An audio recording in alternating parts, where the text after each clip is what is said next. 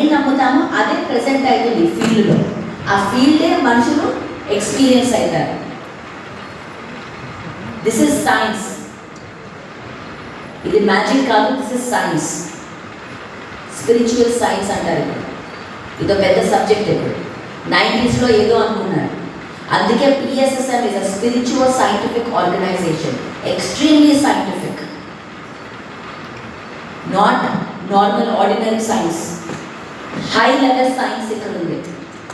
ఎప్పుడైతే the young people ఇది నేర్చుకుంటారో, ఈ సీక్రెట్స్ నేర్చుకుంటారో, స్ట్రగుల్ అవ్వాల్సిన అవసరమే లేదు. నేను జాబ్ వదిలేసి 2015లో నేను జాబ్ వదిలాను. అప్పుడు అనుకున్నాను, ఎలా నేను జాబ్ లేకుండా ఎలా నేను నడిపిస్తాను నా లైఫ్. బికాస్ మా ఫాదర్ ఏమో వదిలేశాడు, బట్ ఫ్యామిలీ ఫైనాన్షియలీ స్ట్రగుల్ అయింది. నాకు అలా స్ట్రగుల్ వద్దు. నేను డిసైడ్ చేసుకున్నాను, నేను ఫైనాన్షియల్గా స్ట్రగుల్ అవ్వను, నేను హాయిగా ఉంటాను.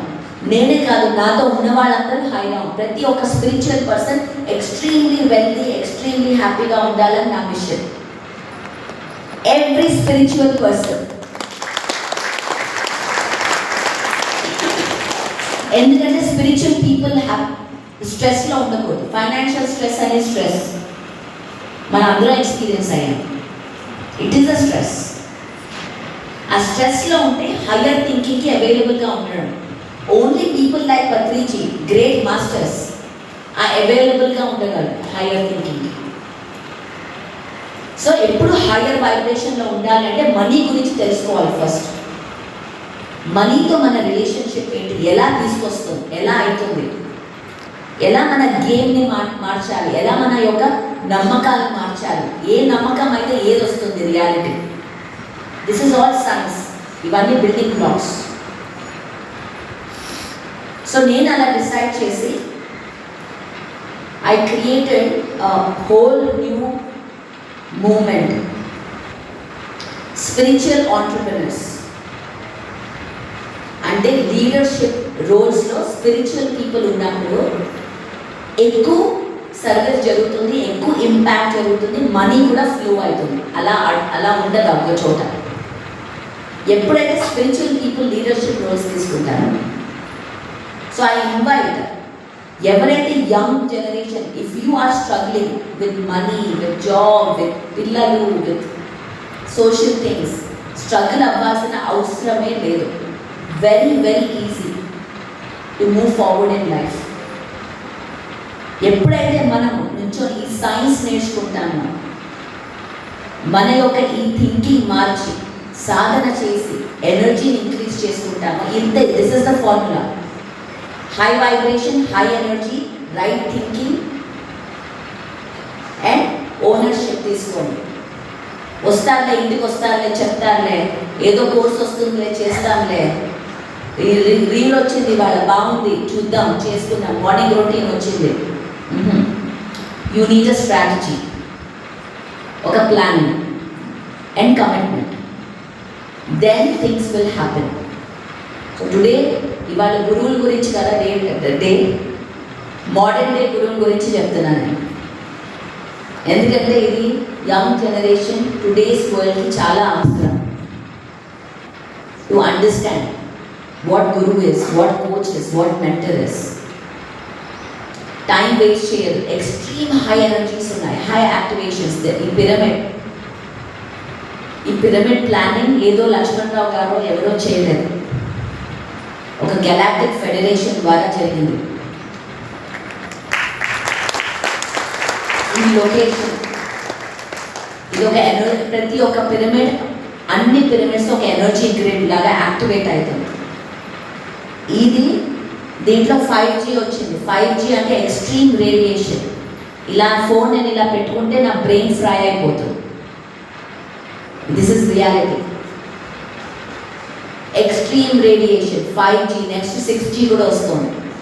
Lot of planning, elite planning జరుగుతోంది మనల్ని కంట్రోల్ చేయడానికి. అలాగే ఎక్స్ట్రీమ్ ప్లానింగ్ కూడా జరుగుతోంది ఈ ఎనర్జీస్ హై రైజ్ చేయడానికి.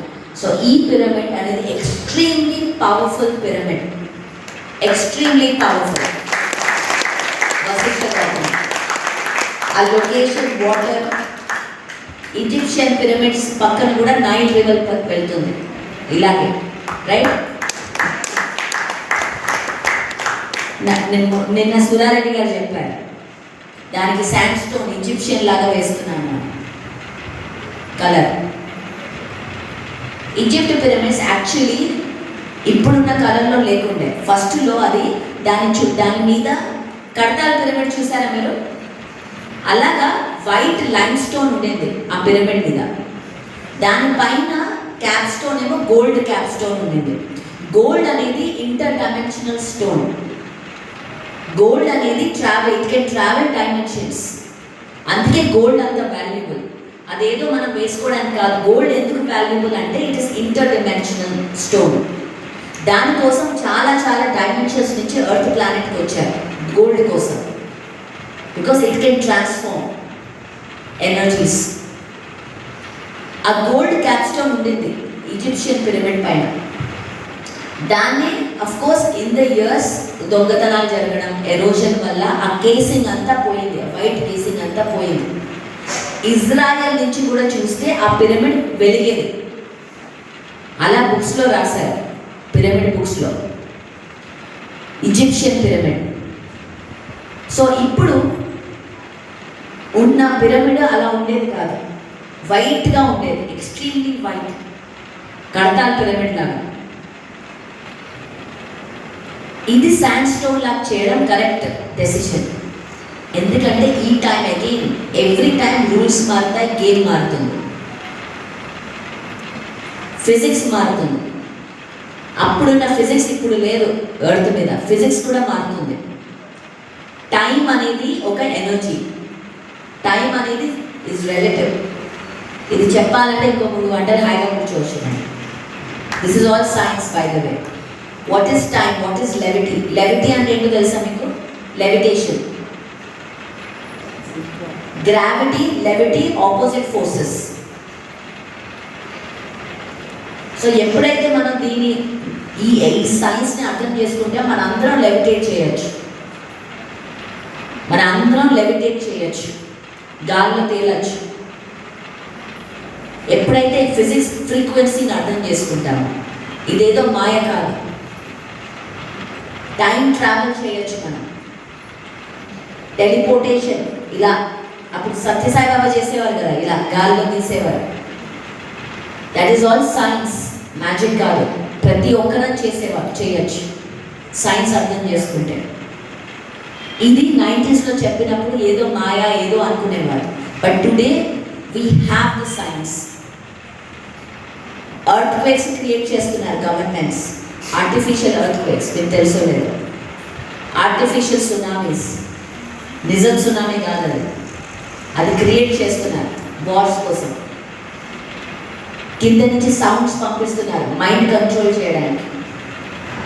బోల్డ్ అని థింగ్స్ అవుతున్నాయి, మనకు తెలీదు, కనిపించకపోతే నిజం కాదనుకుంటున్నాం మనం.